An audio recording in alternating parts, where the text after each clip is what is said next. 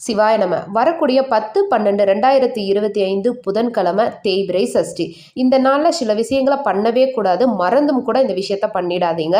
முருகப்பெருமானுக்கு இருக்கக்கூடிய விரதங்களில் திதியின் அடிப்படையில் இருக்கக்கூடிய விரதம் தான் இந்த சஷ்டி விரதம். இது மாதத்துக்கு 2 சஷ்டி வரும். தேய்பிரையில் ஒரு சஷ்டி, வளர்பிறையில் ஒரு சஷ்டி வரும்.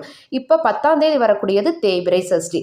வளர்பிறை சஷ்டி, தேய்பிறை சஷ்டி ரெண்டுமே ரொம்ப ரொம்ப ரொம்ப சிறப்பு உடையது. இந்த நாளில் சில விஷயங்களை தயவு செய்து பண்ணிடாதீங்க. அன்னைக்கு அசைவம் சாப்பிடாதீங்க. யாரு மனசும் கஷ்டப்படுற மாதிரி எப்பயுமே பேசிடாதீங்க. கடன் யார்கிட்டையும் அந்த நாள் வாங்கிடாதீங்க. இந்த விரதம் எப்படி இருக்கணும் அப்படின்னா, காலையில் எந்திரிச்சு குளிச்சு விரதத்தை ஆரம்பிச்சிடுங்க. மாலை 6 மணிக்கு மேலே முருகப்பெருமானோட சிலை இருந்ததுன்னா அபிஷேகம் பண்ணி பூக்களால் அலங்காரம் பண்ணி மஞ்சள் குங்குமம் வச்சு ரெடி பண்ணி வச்சுக்கோங்க. ஏதாவது நெய்வேத்தியம் உங்களுக்கு செய்ய முடிஞ்சால் நெய்வேத்தியம் செய்து வச்சுக்கோங்க. அவர் முன்னாடி சட்கோண கோலம் போட்டு சரவண பவ அப்படின்ற அக்ஷரங்களை எழுதி நெய் விளக்கு ஏற்றுங்க.